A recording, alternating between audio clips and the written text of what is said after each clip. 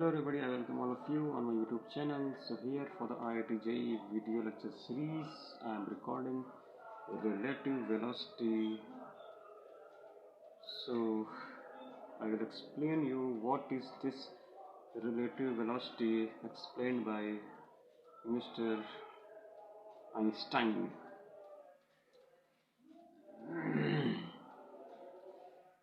So imagine that we have one car and one human here and one human or object here. So you can see the individual speed of all these elements or objects. So v1, v2, v3, an object name m1, m2 and m3.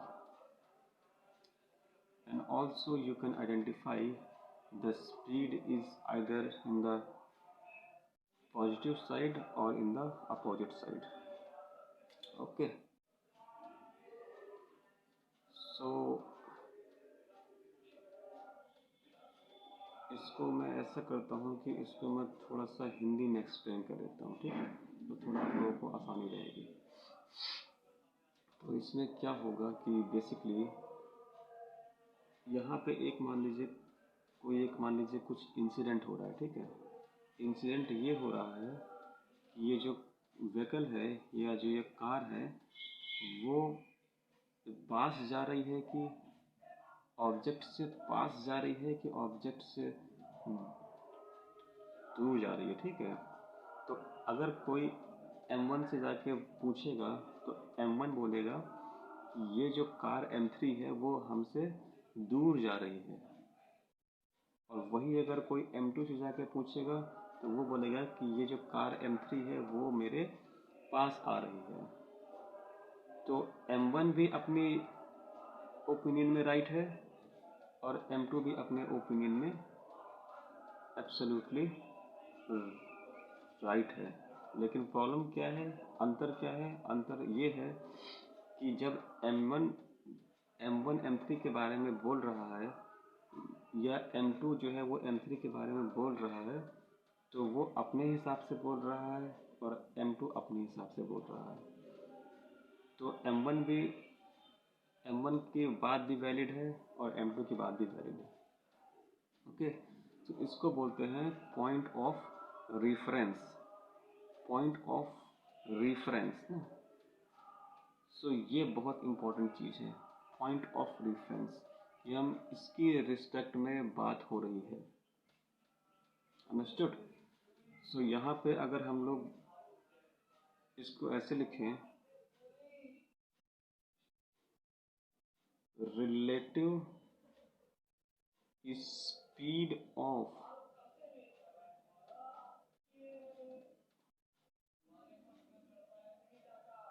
m3, वो क्या होगा कि v1 minus v2। Okay, and अगला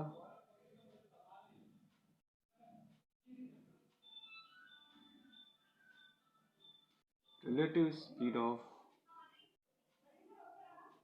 m3 with respect to m2। सो ये क्या होगी, v1 plus v3, understood. सो ये जो है इक्वेशन नंबर 1 जो है वो स्पीड ऑफ m3 है but with respect to object m1, और जो इक्वेशन नंबर 2 है वो क्या है, speed of m3 with respect to object m2। तो m2 को लगेगा कि मेरे पास में जो कार है वो इतनी स्पीड से आ रही है v1 प्लस v3 से, और वही क्या है कि जो m1 है उसको लगेगा कि मतलब हमारे पास से ये कार जो है मेरे से दूर जा रही है v1 माइनस v2 स्पीड से, अंडरस्टूड। ओके, सो इसी स्पीड पे ही या इसी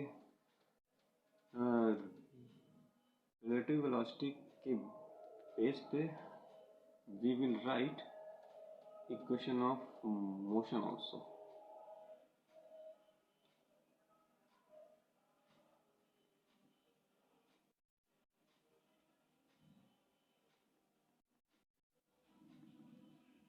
Okay,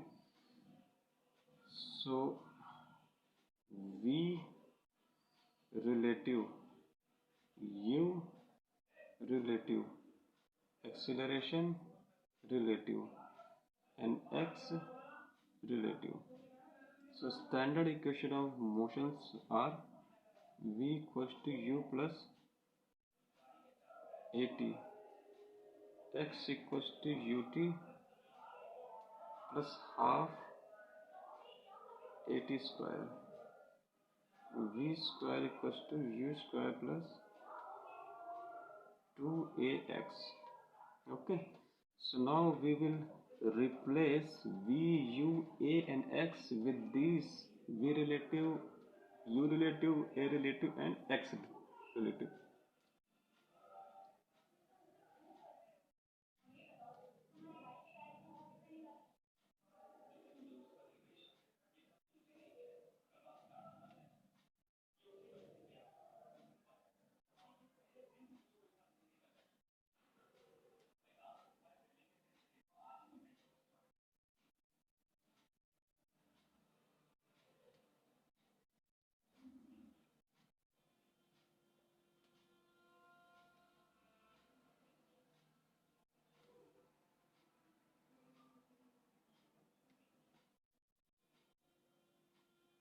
Understood?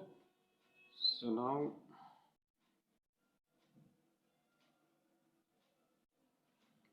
these are the equation of motions when we have to apply relative velocity concepts, or if any incident is occurring under the relative motion. Okay, so thank you so much.